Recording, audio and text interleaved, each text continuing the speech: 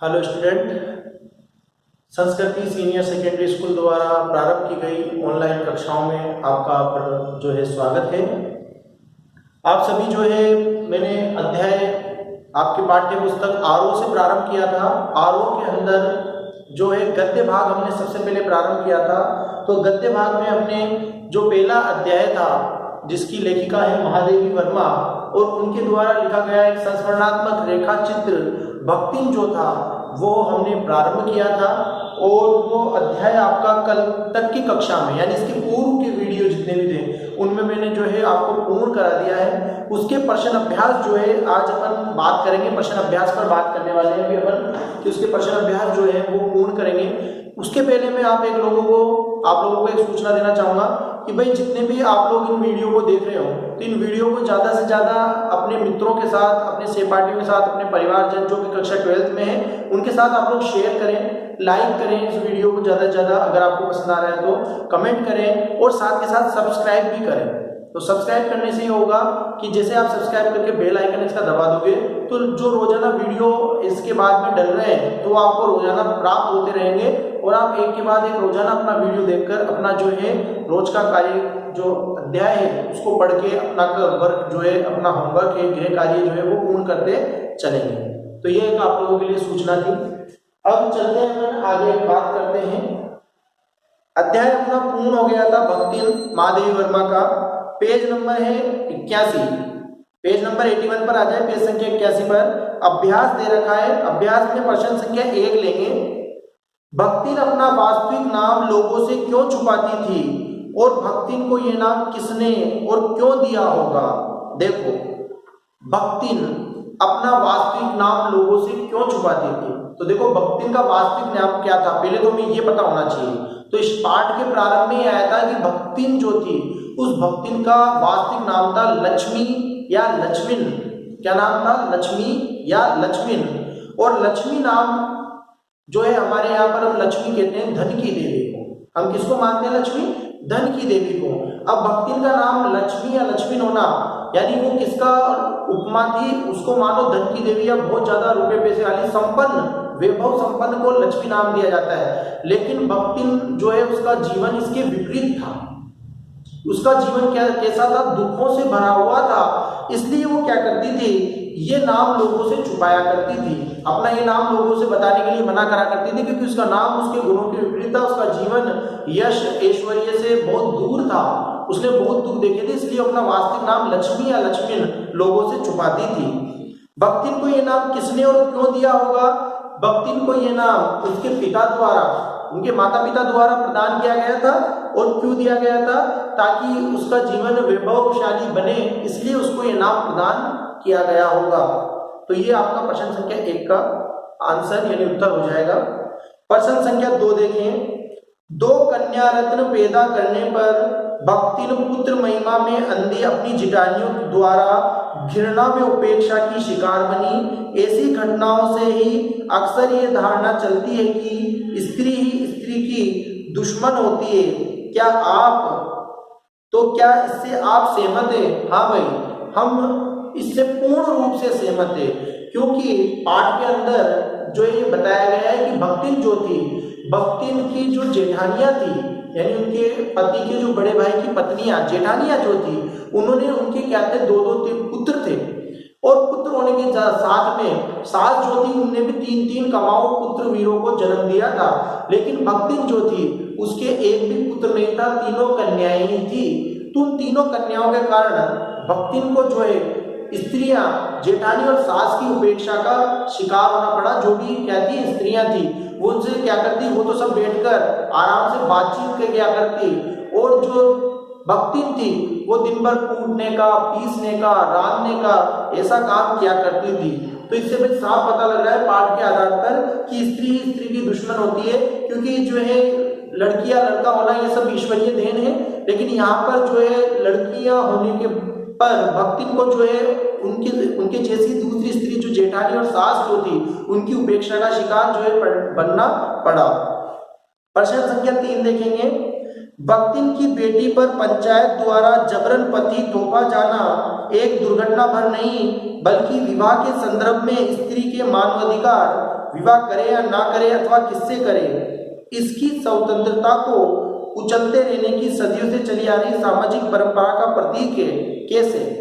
देखो, जब भक्तिन की पुत्री विधवा हो गई तो विधवा होने के बाद में जो जिठोत यानी जेठ के लड़के जो थे, जेठ और जिठोत यानी जेठ और उसके लड़के, वो ये चाह रहे थे कि भक्तिन की सारी संपत्ति किसके हाथ में आ जाए, उनके हाथ में आ जाए। उसके लिए वो क्या चाहते थे कि भक्तिन की बेटी का विवाह जिठोत के साला जिठोत जो था उसके साले के साथ कर दिया जाए। लेकिन उसने मना कर देने पर एक दिन उसने क्या किया, वो जिठोत का जो साला था, जो तीतरबाज युवक के नाम से आया है, वो क्या करता था, तीतर लड़ाने वाला युवक, उसने जबरदस्ती भक्तिन की बेटी के कमरे में जो है चला जाता है और दरवाजा बंद कर लेता है। अब वहां पर पंचायत द्वारा जब भक्तिन की बेटी उसकी पिटाई करती है और दरवाजा खुलता है तो पंचायत इसको कलयुग का कारण मानती है और वो उसकी बेटी को गलत मानते हुए क्या करती है कि चाहे कोई गलत रहा हो सही कराओ, लेकिन अब उसको उसके साथ रहना चाहिए, यानी उन दोनों का विवाह करवा देते हैं। तो इसमें बिना रजामंदी के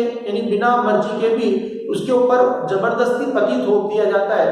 तो ये भाई स्त्री स्वतंत्रता के हनन की बात जो है, ये एक सामाजिक परंपरा जो प्राचीन काल से चलती आ रही है, उसको अपना वर चुनने का अधिकार नहीं है, उसके ऊपर जबरन पति थोप दिया जाता है, वही यहाँ पर भी जो है दर्शाया गया है। नेक्स्ट देखिए, इंपोर्टेंट प्रश्न है प्रश्न संख्या 4। पहला प्रश्न इंपोर्टेंट है आपका क्योंकि वो छोटे में आएगा, ठीक है, लघु में, अति लघु में, और ये प्रश्न अति लघु में, ये प्रश्न लघुत्तरात्मक में आएगा प्रश्न संख्या 4। भक्तिन अच्छी है ये कहना कठिन होगा क्योंकि उसमें दुर्गुणों का अभाव नहीं, लेखिका ने ऐसा क्यों कहा होगा? देखो, भक्तिन अच्छी है कि भक्तिन अच्छी थी ये तो सही है, लेकिन ये कहना कठिन होगा क्योंकि उसमें दुर्गुणों का अभाव नहीं। लेकिन ये बात उसमें कहना कठिन है कि उसमें दुर्गुण यानी बुराइयां नहीं थी। अब ये लेखिका ने ऐसा क्यों कहा? देखो, भक्तिन अच्छी है ये तो एक अलग बात है, लेकिन उसमें दुर्गुण यानी बुराइयां नहीं है, ये कैसे पता चलेगा? तो महादेव वर्मा ने ऐसा क्यों कहा? महादेव वर्मा ने ऐसा इसलिए कहा कि भक्तिन में कुछ दुर्गुण भी थे। क्या दुर्गुण थे भाई? एक तो कई बार समझाने पर भी वो जी के स्थान पर, आय के स्थान पर जी कहना नहीं सीखी थी, वो ग्रामीण भाषा में आय बोलकर संबोधन किया करती थी। दूसरा, भक्तिन को कई बार महादेव वर्मा ने समझाया था कि वो धुली हुई धोती जो है वो पहने, लेकिन वो मेली कुचेली धोती जो है पहन लिया करती थी। तीसरी बात, वो क्या करती थी, किसी भी बात को मानने के लिए तैयार नहीं होती थी, उसके लिए तर्क प्रस्तुत कर देती थी, लेकिन अपनी बात दूसरों से जो है क्या करती थी, मनवा लिया करती थी। चौथी बात, महादेव वर्मा के इधर उधर पड़े हुए रुपयों को वो भंडार घर की मटकी के अंदर छिपा देती थी। हालांकि छिपाती इसलिए थी ताकि वो बाद में उनके काम आ जाए, ठीक है। तो इस प्रकार की जो बातें हैं, इस प्रकार के जो दुर्गुण हैं, उसके कारण महादेव वर्मा ने कहा कि भक्तिन अच्छी है, लेकिन ये कहना कठिन है कि उसमें दुर्गुणों का अभाव नहीं था, यानी उसमें कुछ बुराइयां भी थी। तो बुराइयां यहाँ पर मैंने आपको बता दी, ये आपको लिख देना है। नेक्स्ट प्रश्न देखिए, अगला प्रश्न, प्रश्न संख्या 5। भक्तिन द्वारा शास्त्र के प्रश्न को सुविधा से सुलझा लेने का क्या उदाहरण लेखिका ने दिया है? देखो, भक्तिन द्वारा कोई शास्त्र यानी धर्मों ग्रंथों के अंदर लिखी गई बातें भी वो क्या करती थी, अपनी सुविधा के अनुसार क्या करती थी, सुलझा लेती थी। इसका उदाहरण लेखिका ने क्या दिया? तो इसका उदाहरण लेखिका ने दिया है कि भक्तिन कोई भी प्रश्न अगर उससे किया जाता तो वो क्या करती कि वो कहती शास्त्र के अनुसार बताकर उसको सुलझा लेती। जैसे एक बार की बात है, भक्तिन क्या करती थी, हर बृहस्पतिवार यानी हर गुरुवार के दिन नाई से, एक नाई को बुलाकर, एक दरिद्र नाई यानी गरीब नाई को बुलाकर उससे क्या करती थी, उस नाई से, नापिस से गंगा जल से धुले हुए उस तरह से अपने सिर मुंडवाया करती थी, क्योंकि वो विधवा थी तो अपना सिर जो है मुंडवा लेती थी। लेकिन महादेव वर्मा को ये बात बुरी लगती थी कि वो बार बार में क्या करती थी, सिर मुंडवा लिया करती थी, तो उसको मना भी किया था। लेकिन उसने क्या कहा, उसने कहा कि ऐसा शास्त्रों में लिखा है। क्या शास्त्रों में लिखा है? जब महादेव वर्मा ने पूछा कि भाई क्या शास्त्रों में लिखा है, तो उसने कहा तीरथ गए मुंडाए सिद्ध, कि तीरथ जाने वाले फिर क्या करते हैं, अपने बाल जो है वो, अपना सिर जो है वो मुंडवा देते हैं, ऐसा शास्त्रों में लिखा है। तो इस उदाहरण से हमें पता चल जाता है। नेक्स्ट और लास्ट प्रश्न है प्रश्न संख्या 6 का, भक्तिन के आ जाने से महादेवी अधिक देहाती कैसे हो गई? देखो, भक्तिन के आ जाने पर महादेव वर्मा अधिक देहाती यानी और भी ज्यादा देहाती, देहाती कहते हैं ग्राम वाली, गांव वाली कैसे बन गई? देखो, पहले महादेव वर्मा जो है शहरी प्रकार के भोजन जो है वो किया करती थी। लेकिन अब जो है जब भक्ति ने उसके घर आ गई तो उसके बाद में वो थोड़ा सा क्या बन गई, थोड़ा सा देहात के जैसे बन गई। कैसे बन गई देहात के जैसे, कि वो जो है क्या करती कि तिल लगे हुए पुए, देखो ये आपके पेज संख्या 76 पर दिया हुआ है, मैं आपको इसमें से पेज नंबर ही बता रहा हूँ डायरेक्ट, कि देखो भक्ति जब आ गई तो उसके आ जाने पर महादेवी देहाती बन गई। कैसे बन गई कि मकई का रात का बना हुआ दलिया सवेरे मट्ठे से सोंधा लगता था, यानी रात का बना हुआ दलिया सुबह दही के साथ में अब अच्छा लगने लगा। बाजरे के तिल लगाकर बनाए हुए गर्म पुए कम अच्छे लगते हैं। बाजरे के जो है तिल लगाकर बनाए गए गर्म पुए जो है कम अच्छे लगने लगे। ज्वार के भुने हुए भुट्टे के हरे दानों की खिचड़ी स्वादिष्ट होती है। सफेद महुए की लापसी संसार भर के हलवे को लजा सकती है। आदि क्रियात्मक रूप से वो किसको सिखाने लगी थी, महादेवी वर्मा को सिखाने लग गई थी। और महादेवी वर्मा भी क्या करने लगी थी, ऐसा देहाती भोजन जो वो बनाती थी उसको ग्रहण करने लगी थी। तो इस प्रकार से भक्ति के आ जाने पर महादेवी वर्मा जो है क्या बन गई थी भाई, और भी अधिक देहाती यानी और भी अधिक ग्रामीण जो है परिवेश वाली बन गई थी। तो ये आपके प्रश्न अभ्यास भाई मैंने करा दिए हैं। कठिन शब्दार्थ आप लोगों ने कर ही लिए होंगे। तो सबसे पहले आपने परिचय कर लेना है महादेवी वर्मा का, फिर बता रहा हूं, उसके बाद में कठिन शब्दार्थ कर लेने हैं, उसके बाद में प्रश्न अभ्यास कर लेने हैं। ये आपका पहला अध्याय जो है पूर्ण हो जाता है भाई मेरी तरफ से। अब अगले अध्याय की तरफ अपन बढ़ते हैं। तो अगले अध्याय का जब प्रारंभ करते हैं तो गद्य भाग से अध्याय 2 है जैनेन्द्र का। जैनेन्द्र किसका है, जैनेन्द्र का। अब जैनेन्द्र के बारे में हम जान लेते हैं। जैनेन्द्र कुमार, पूरा नाम जैनेन्द्र कुमार है। जैनेन्द्र कुमार, चलेंगे भाई जैनेन्द्र कुमार के बारे में जानेंगे। देखें सबसे पहले जब अध्याय 2 प्रारंभ कर रहे हैं जैनेन्द्र कुमार के बारे में, तो इनके जीवन परिचय की बात करते हैं। स्टार्टिंग में सबसे पहले इनके जीवन परिचय में क्या विशेष रहा, तो वही जीवन परिचय प्रारंभ करने से पहले सबसे पहले हमको जन्म और मृत्यु के बारे में जानना होता है। तो सबसे पहले हम बात करेंगे जन्म की। तो जन्म हुआ सन 1905 ईस्वी में, जन्म हुआ सन 1905 में। और कहां पर हुआ, स्थान था अलीगढ़, स्थान था अलीगढ़। और अलीगढ़ कहां का, उत्तर प्रदेश का, अलीगढ़ उत्तर प्रदेश। ठीक है, बात कर रहे हैं अध्याय 2 है, ठीक है ना। अध्याय 2 है जैनेन्द्र कुमार और इनके परिचय की बात कर रहे हैं। तो इनका जन्म हुआ 1905 ईस्वी अलीगढ़ उत्तर प्रदेश के अंदर। फिर साथ के साथ में जन्म के साथ में मृत्यु नोट कर देता हूं, दोनों साथ ही नोट करता हूं। मृत्यु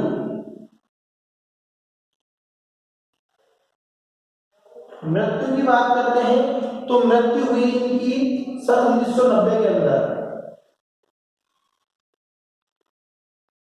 मृत्यु हो गई सन 1990 में।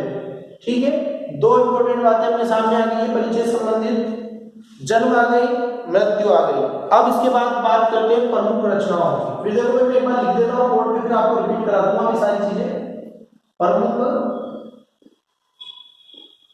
रचनाएं, प्रमुख रचनाओं की जब हम बात करते हैं तो कौन कौन सी प्रमुख रचनाएं रही, देखो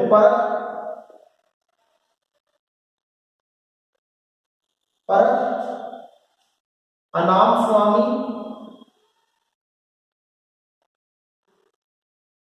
परख अनाम स्वामी। फिर उसके बाद सुनीता,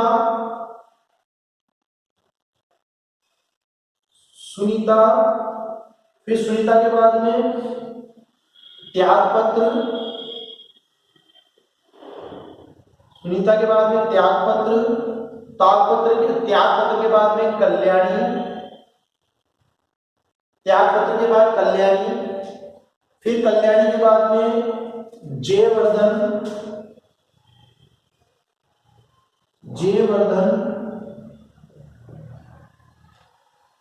जयवर्धन के बाद में मुक्तिबोध,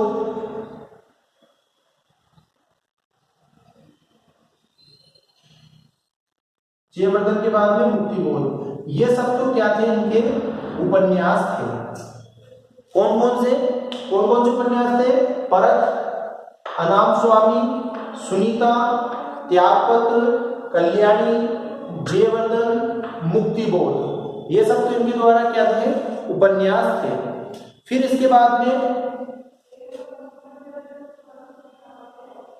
वातायन। वातायन एक रात, वातायन एक रात, दो चिड़िया, एक रात दो चिड़िया, फांसी,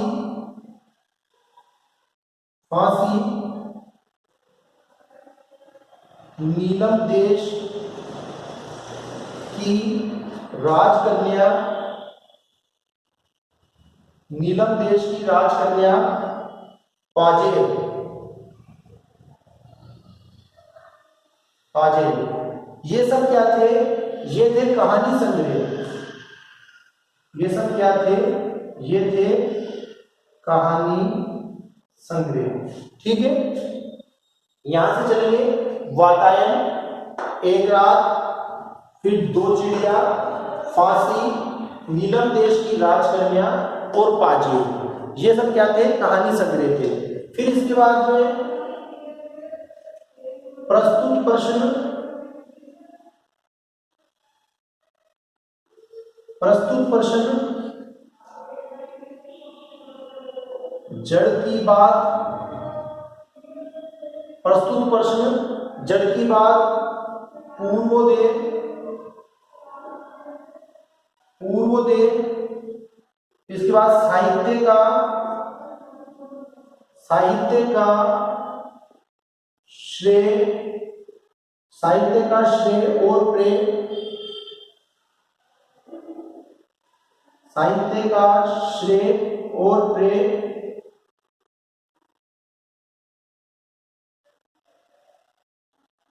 साहित्य का श्रेय और प्रेय। फिर उसके बाद सोच विचार, उसके बाद सोच विचार, समय और हम, समय और हम। ये सब निबंध संग्रह थे।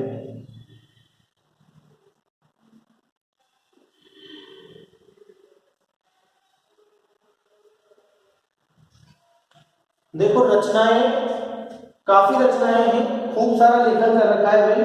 तो हमारे जो पाठ में दी गई है वही लिख रहा हूं मैं, तो इससे अधिक कुछ नहीं लिखी है। प्रमुख रचनाएं तो बात करें, परख, अनाम स्वामी, फिर उसके बाद में सुनीता, त्यागपत्र, कल्याणी, जयवर्धन, मुक्तिबोध, ये सब इनके उपन्यास थे।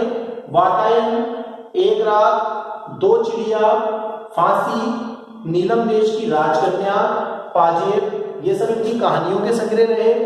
प्रस्तुत प्रश्न, जड़ की बात, पूर्वोदय, साहित्य का श्रेय और प्रेय, सोच विचार, समय और हम, ये इनके निबंध संग्रह रहे।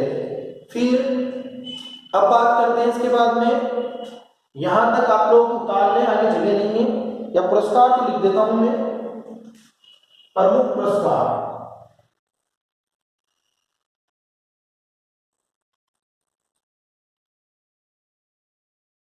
प्रमुख पुरस्कारों की जब बात करते हैं तो साहित्य अकेडमी का पुरस्कार, साहित्य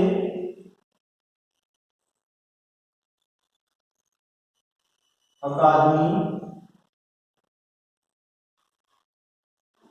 साहित्य अकादमी पुरस्कार मिल चुका है। भारत भारती सम्मान, भारत भारती सम्मान, और भारत भारती सम्मान के साथ में पद्म भूषण,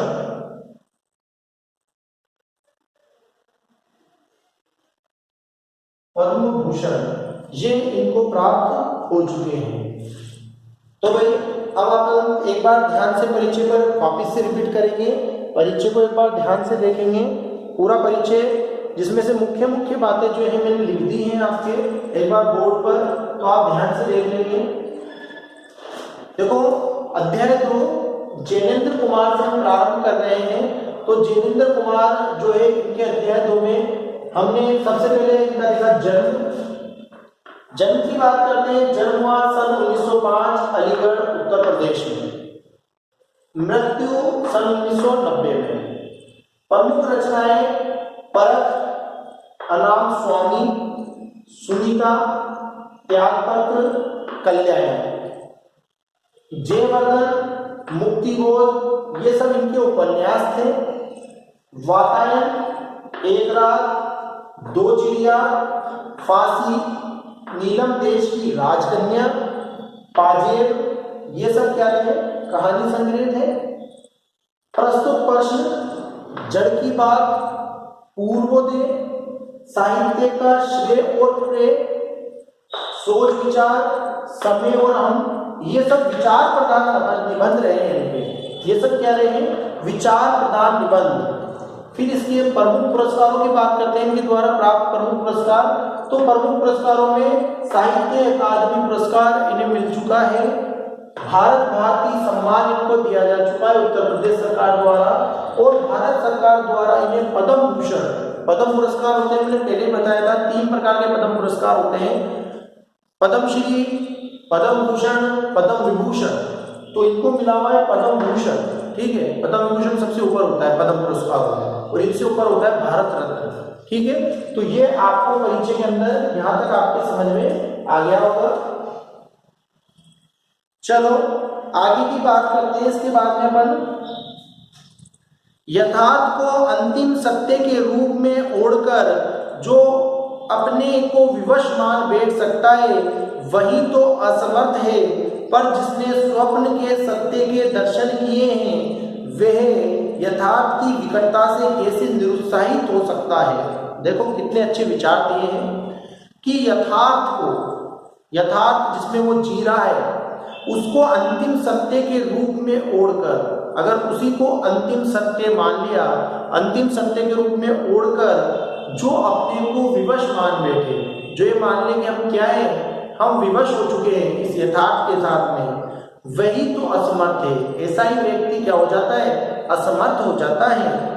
पर जिसने स्वप्न के सत्य के दर्शन किए हैं, लेकिन जिसने स्वप्न में एक जो है एक स्वप्न देखा अपने जीवन के लिए और उस सत्य के दर्शन किए हैं, वे यथार्थ की विकटता, यानी यथार्थ में आने वाली कठिनाइयां जो है उनसे कैसे निरुत्साहित हो सकता है, यानी उससे उनका उत्साह जो है कैसे कम हो सकता है। हिंदी में प्रेमचंद के बाद सबसे महत्वपूर्ण कथाकार, कि हिंदी में प्रेमचंद के बाद सबसे महत्वपूर्ण कथाकार यानी कहानी लिखने वाले के रूप में प्रतिष्ठित, के रूप में सम्मानित जैनेन्द्र कुमार का अवदान बहुत ही व्यापक और वैविध्यपूर्ण है।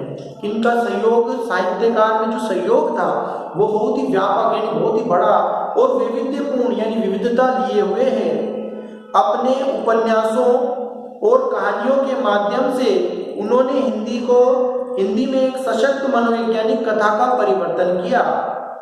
इन्होंने क्या किया कि उन्होंने अपने उपन्यास और कहानी जो थे, इनके माध्यम से हिंदी में एक सशक्त मनोवैज्ञानिक कथाधारा, यानी जो मन के अंदर विचार पैदा करते हैं, जो मनोविज्ञान, लोग क्या सोचते हैं, लोगों के मन में क्या है, उस मनोवैज्ञानिक जो है कथाधारा यानी कहानी कला का इन्होंने प्रवर्तन किया, यानी जन्म दिया।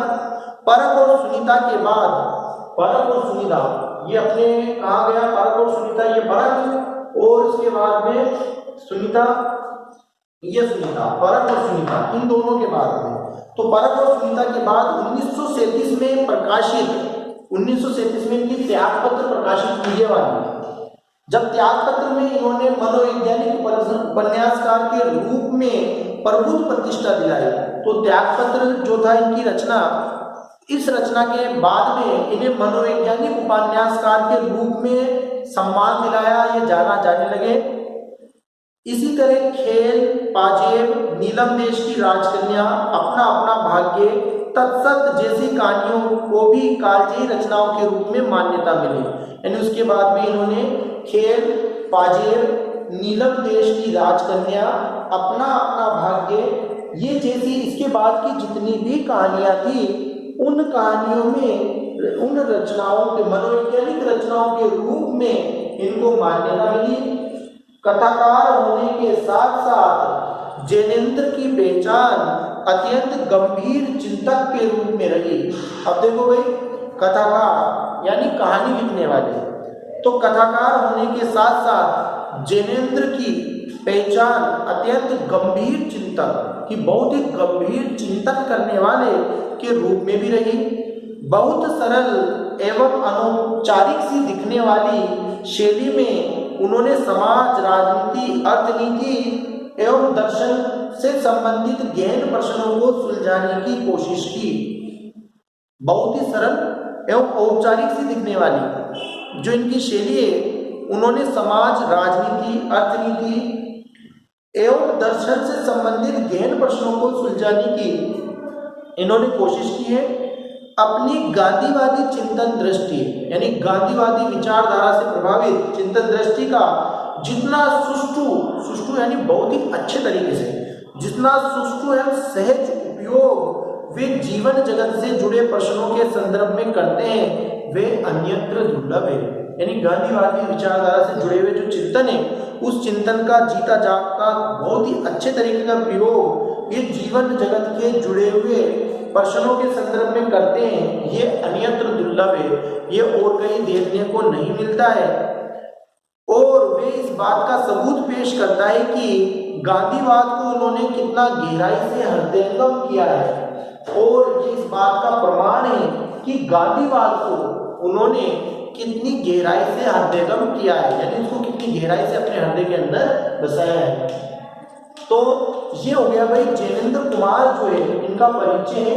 ये एक मनोवैज्ञानिक, ध्यान रखना भाई, ये क्या है, मनोवैज्ञानिक उपन्यासकार, कथाकार है। ठीक है, कभी भी हिंदी साहित्य में अगर ये प्रश्न पूछ लिया जाए कि कोई मनोवैज्ञानिक उपन्यासकार या कथाकार का नाम बताइए, तो जैनेंद्र कुमार का नाम सबसे पहले आता है।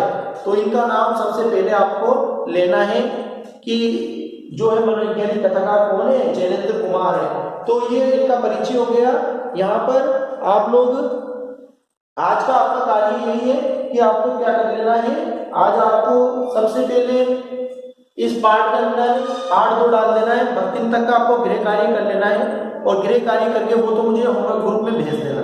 ठीक है, अब होमवर्क ग्रुप में भेजने के बाद में आपको अध्याय 2 डालना है। जैनेंद्र कुमार, जन्म मृत्यु एक बार आपको लिखाई दी है, सन 1905 में जन्म, अलीगढ़ उत्तर प्रदेश में, मृत्यु सन 1990 में, ये लिख देनी है। प्रमुख रचनाएं लिख देनी है, परख, अनाम स्वामी, सुनीता, त्यागपत्र, कल्याणी, जयवर्धन, मुक्तिबोध, ये सब इनके उपन्यास थे। त्यागपत्र जो लिखी था, ये बिल्कुल मनोवैज्ञानिक उपन्यासकार के बाद प्रसिद्धि मिल गई थी इनको। वातायन, एक रात, 2 चिड़िया, फांसी, नीलम देश की राजकन्या और पाजेर, ये इनके कहानी संग्रह के नाम है। इसके अलावा प्रस्तुत प्रश्न, जड़ की बात, पूर्वोदय, साहित्य का श्रेय और प्रेम, सोच विचार, समय और हम, ये इनके निबंध संग्रह हैं। और निबंध कैसे, विचार प्रदान निबंध है। प्रमुख पुरस्कारों की अगर बात करें तो प्रमुख पुरस्कार में साहित्य अकादमी का जो पुरस्कार था वो इनको प्राप्त हो चुका है। भारत भारती सम्मान जो है उत्तर प्रदेश सरकार द्वारा इनको मिल चुका है, और भारत सरकार द्वारा इन्हें पद्म भूषण पुरस्कार से सम्मानित किया जा चुका है। ये सब आपको उतार लेना है। मनोवैज्ञानिक कहानीकार के रूप में इनकी प्रसिद्धि है। यहाँ तक आज आप गृह कार्य की नोटबुक में कर लेंगे। इसके बाद में अगला जो है, अब आइए आपके पाठ के बारे में। अभी तो मैंने पाठ का नाम ही नहीं लिखा है, अब जो पाठ है, पाठ परिचय पढ़ेंगे वो अपन अगली वीडियो में पढ़ेंगे, आज यहीं तक ही रखेंगे। एक बार फिर मैं आप लोगों से जो है बोल रहा हूँ कि इस वीडियो को, ये जो जितने भी वीडियो में आप लोगों तक पहुंचाने की कोशिश कर रहा हूँ, तो इनको आप लोग सभी जो है भाई विद्यालय की तरफ से जो ये प्रयास है, इसको सफल बनाने में आप सभी अपना योगदान दें। आप सभी क्या करें, इन वीडियो को एक दूसरे के पास शेयर करें, अपने जो है एक दूसरे को पहुंचाएं, शेयर करें, सब्सक्राइब करें, ताकि आने वाली वीडियो की नोटिफिकेशन आपको प्राप्त होती रहे। और अगर वीडियो आपको पसंद आ रहा है तो लाइक करें, सभी आप ही लोगों के लिए इतनी मेहनत की जा रही है तो उसको लाइक करें, और अगर आपको पसंद आ रहा है तो कमेंट भी जो है कर सकते हैं। तो इन वीडियो को ज़्यादा से ज़्यादा अपने मित्रों के साथ, अपने परिवार वालों के साथ, अपने जो सहपाठी हैं उनके साथ पहुंचाएं। तो हो सकता है भाई अभी तक पता नहीं है, अभी वीडियो बन रहे हैं, डल रहे हैं आपके यूट्यूब चैनल पर, लेकिन बहुत कम बच्चों को पता है। तो सभी को इसका फायदा मिले, ताकि इस कोरोना महामारी के अंदर अभी वर्तमान में जैसे आप विद्यालय नहीं आ पा रहे हो, विद्यालय आना अलाउ नहीं हुआ है, सरकार की तरफ से आदेश नहीं है, तो इस समय में आपके लिए ये वीडियो बहुत लाभदायक हो सकते हैं, क्योंकि बोर्ड क्लासेस हैं और एक बार आप वीडियो को देखकर अपना अध्ययन जो है वो अनवरत रूप से, सुचारू रूप से चला सकते हैं। तो सभी जो है इन वीडियो को ज़्यादा से ज़्यादा शेयर, लाइक, सब्सक्राइब, कमेंट करें। आज के लिए इस वीडियो में इतना ही। धन्यवाद। शुभ दिन।